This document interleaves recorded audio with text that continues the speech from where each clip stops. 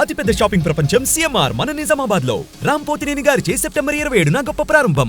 నమస్తే, నేను Keshav. Welcome to Suman TV. కూటమి ప్రభుత్వం నామినేటెడ్ పోస్టుల భర్తీ ప్రక్రియను మొదలుపెట్టింది. మొదటి విడతగా 20 పోస్టుల్ని భర్తీ చేసింది. ఇందులో కూటమి ఎలాంటి ఈక్వేషన్ పాటించింది, జనసేనకి బీజేపీకి వచ్చినటువంటి మోతాదుని ఏ విధంగా చూడాలి, ఈ అంశం పైన విశ్లేషణ చూద్దాం. మనతో పాటు పొలిటికల్ అనలిస్ట్ చంద్ర శ్రీనివాస్ గారు. చంద్ర శ్రీనివాస్ గారు నమస్కారం. నమస్కారం. కూటమి చాలా రోజుల నుంచి ఎక్స్పెక్టేషన్స్ 100 రోజులు సందర్భంగా పరిపాలన పూర్తి ఆ సందర్భంగా అనౌన్స్ చేస్తారనుకున్నారు. బట్ 1-2 రోజులు అటు ఇటు అయినప్పటికీ కూడా ఇప్పుడు ఒక 20 పోస్టులు అనౌన్స్ చేశారు. ఏంటి, ఎలా ఉంది బ్యాలెన్స్? డెఫినెట్గా అంటే వరదలు 100 రోజులు బుడమేరు ఇవన్నీ ఇన్సిడెంట్స్ వరుసగా తిరుమల లడ్డు ఇవన్నీ కూడా ఉన్నాయి కాబట్టి అదే జరుగుతూనే ఉన్నాయి. ప్రకటించడం అనేది నెల్లూరు నుంచి చూసుకుంటే అజీజ్ అక్కడ ఎమ్మెల్యే అబ్దుల్ అజీజ్కి వక్ఫ్ బోర్డు ఇచ్చి కాడి నుంచి ఇక శివశంకర్ గారిని కాడి నుంచి చూసుకుంటే అంటే అన్ని కులాలకి ప్రాధాన్యత ఇచ్చినట్టే కనపడుతుంది. యాక్చువల్గా 30% ఇందులో ఏది సమతూకం ఏం పాటించారు? సామాజిక సమతూకం పాటించారా, లేదంటే పార్టీల బ్యాలెన్స్ పాటించారు? మైనార్టీలకు ఇచ్చారు, తర్వాత ఎస్సీలకి ఇచ్చారు, బీసీలకి ఇచ్చారు, కాపులకి ఇచ్చారు, అన్ని కులాలకి ప్రాధాన్యత ఇచ్చినట్టే. కాకపోతే ఇక్కడ ఏంటంటే 30% పాయింట్ ఆఫ్ వ్యూ అంటే ఇంకా జనసేనకు 6 రావాలి, 3 వచ్చినాయి. అంటే సెకండ్ లిస్ట్ కూడా ఉంటుంది, 15% వచ్చినాయి. సెకండ్ లిస్ట్ లో ఉంటాయో చూడాలి. అయితే ఇక్కడ బీజేపీకి మరి 5%, లంకా దినకరన్ ఒక పోస్ట్ వచ్చింది. ఇక చూసుకుంటే జనసేనకి మొదటి నుంచి కూడా ఇప్పుడు కూటమిలో రావడానికి కారణమైంది పవన్ కళ్యాణ్ గారి ఆలోచన. సెంటర్లో కలిపాడు, ఇక్కడ కలిపాడు కాబట్టి జనసేనకి ఎవరికి వస్తాయని చెప్పి చాలామంది ఎదురు చూస్తున్నారు. వీర మహిళలు, చాలామంది ఔత్సాహికులు. దీంట్లో కీలకమైనది ఫస్ట్ది తమ్మిరెడ్డి శివశంకర్ గారు. 6 సంవత్సరాలు సర్వీస్ ఉంటే కమర్షియల్ ట్యాక్స్ కమిషనర్గా గ్రూప్ 1 ఐఏఎస్ ఆఫీసర్ స్థాయి కూడా వదిలేసుకొని ఆయన అమ్మటి నడిచాడు. ఆయనకి ఆల్రెడీ ఆల్మోస్ట్ ఎమ్మెల్యే అన్నారు. తర్వాత అది కూడా చివరి నిమిషంలో రాలేదు, అది కూడా మిస్ అయింది. పంచకర్ల రమేష్ వచ్చేతలకి పెందుర్తి. అయినా కానీ ఏ రోజు కూడా పార్టీ కీలకమైందేనా ఎంఎస్ఎంఈ డెవలప్మెంట్? అంతే కదండి. స్కిల్స్ ఇన్ సైన్సెస్కి ప్రాధాన్యత ఇస్తున్నాడు. 10 మందితో కలిపి ఒక కుటీర పరిశ్రమలాగా వాళ్ళకి తగ్గట్టు పవన్ కళ్యాణ్ గారు ఏవైతే పాలసీలు చెప్పారో దానికి అనుగుణమైనటువంటి విభాగాలే వచ్చినట్టు. చాలా కీలకం. ఇది చూడండి, పౌర సరఫరాల కార్పొరేషన్ ఉంది, ఇప్పుడు పౌర సరఫరా కార్పొరేషన్ ఉంది. దానికి చైర్మన్గా ఎవరిని వేశారు? ఈయన తోట సుధీర్, తోట మెహర్ సీతారాం సుధీర్ అని కాకినాడ నుంచి మంచి సీనియర్ అడ్వకేటు. కాకినాడలో వేయటం ఆంతరం ఏంటి? ఆ సివిల్ సప్లై కేంద్రంగా అడ్డాగా నడుస్తుంది, స్కామ్ అంతా అక్కడ ఉంది కాబట్టి సివిల్ అది చాలా విడుతున్న ఏరియా కాబట్టి అందరికీ నిత్యావసర వస్తువులు అందజేయాలి. దానికి 55,000 మెట్రిక్ టన్నులు ఆల్రెడీ గోడౌన్లో దొరికినాయి. దీన్ని ఏం చేయాలి నెక్స్ట్? దాని మీద కేసులు ఫైల్ చేశారు దూరంపూడి మీద. ఇక మంత్రిగా మనోహర్ గారు ఉన్నాడు. ఇక అడిషనల్గా ఈయనకి సుధీర్ గారు రావటం వల్ల ఇంకేంటంటే ఈ సివిల్ సప్లై కార్పొరేషన్కి ఇక మరింతగా ప్రజల్లోకి వెళ్ళే అవకాశం ఉంది. ఇకపోతే మీరన్నట్టుగా రెండోది ఈయన తమ్మిరెడ్డి శివశంకర్ గారు. ఈయన పోస్ట్ చాలా కీలకం. ఎందుకంటే ఎంఎస్ఎంఈ ఈయనకి ఎక్కడ ఏంటి ఉందని తెలుసు, ఎంప్లాయ్మెంట్ ఎలా క్రియేట్ చేయాలో తెలుసు.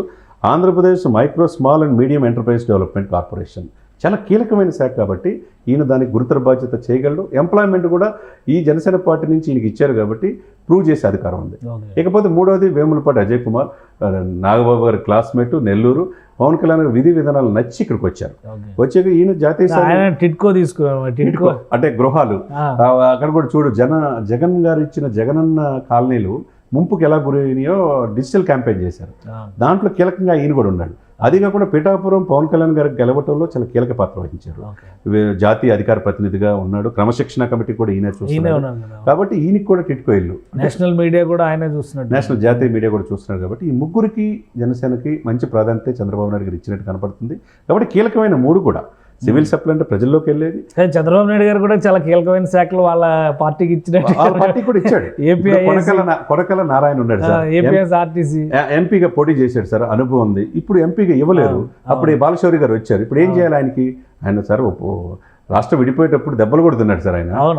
ఆయనకి ఏపీఎస్ఆర్టీసీ మంచి ఇచ్చారు కదా. పీతల సుజాత ఉంది, ఆమె కూడా మాజీ మంత్రిగా పనిచేసింది, ఆమెకు కూడా ఇచ్చారు. Urban finance and infrastructure development corporation Pela గోవింద్కి ఇచ్చారు. అనకాపల్లి టికెట్ త్యాగం చేశారు కాబట్టి ఇచ్చారు. టికెట్ త్యాగం చేసిన వాళ్ళందరికీ ఇచ్చినట్టు అంటే ఈ లెక్కను చూస్తే ఆల్మోస్ట్. మంతెన రామరాజు ఉండి టికెట్ త్యాగం చేశారు, ఏపీఐఏసి ఆయనకి ఇచ్చారు. అలానే ఇప్పుడు అబ్దుల్ అజీజ్ కూడా నెల్లూరు రూరల్ టికెట్ ఆశించాడు. వీళ్ళంతా వచ్చేదానికి ఈ బ్యాచ్ లో అంటే ఈ 20 మందిలో ప్లస్ ఒక వైస్ చైర్మన్ కూడా ఇచ్చారు. ఏపీఎస్ఆర్టీసీ వైస్ చైర్మన్ కూడా మునిరత్నంకి ఇచ్చేసారు. సో 21 మందిని ఆయన అకామిడేట్ చేశారు. సో ఈ ఓవరాల్ దీనిలో ఫస్ట్ ఫేజ్ వచ్చిన దానిలో నంబర్ కొంచెం తక్కువైనా కానీ ఎక్స్పెక్ట్ చేసినటువంటి విభాగాలు జనసేనకి అలానే బీజేపీకి కూడా లంకా దినకర్కి ఇంపార్టెంట్ ఆయన ఒక వాయిస్, బీజేపీ వాయిస్, 20 సూత్రాల ప్రణాళిక అమలు చాలా మంచి పథకం ఇచ్చారు ఆయనకి. సో అది కూడా ఇంపార్టెంట్. డెఫినెట్ గా అండి. సో మిత్రపక్షాలకి ఈ సమతూకం పాటించారని చెప్పని అనుకోవచ్చా? అంటే ఇంకా ఎక్కువ ఇవ్వాలి, అంటే అది సెకండ్ లిస్ట్లో వస్తుంది, ఎదురు చూడాలి. ఫస్ట్ ఫేజ్లో ఎందుకంటే మొదటి నుంచి వాళ్ళు అన్ని స్థానాలు పోటీ చేయాలి, కానీ నుంచి మిత్రపక్షంలో 21 సీట్లకి జనసేన పోటీ చేసింది, బీజేపీ కొన్ని సీట్లు పోటీ చేసింది, మిగతా అన్ని కూడా వీళ్ళు పోటీ చేశారు. ఎక్కువ హోప్ ఉంది కాబట్టి ఎక్కువగా ఎమ్మెల్యేలు నెక్స్ట్ ఫేజ్ లో పెరిగే త్యాగాలు చేశారు కాబట్టి ఆ స్థాయిలో వాళ్ళకి ఇవ్వడం జరిగింది. నెక్స్ట్ ఫేజ్ లో ఇప్పుడు కూటమికి జనసేన కావచ్చు, బీజేపీ కావచ్చు ఎక్కువ వచ్చే అవకాశం స్పష్టంగా.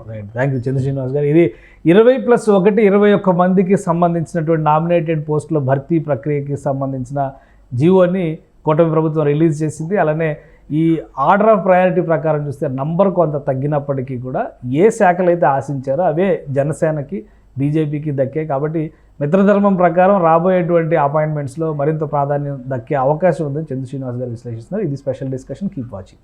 సుమన్ టీవీలో మీ పర్సనల్ అండ్ బిజినెస్ ప్రమోషన్స్ కోసం కింది నెంబర్కి కాంటాక్ట్ చేయండి.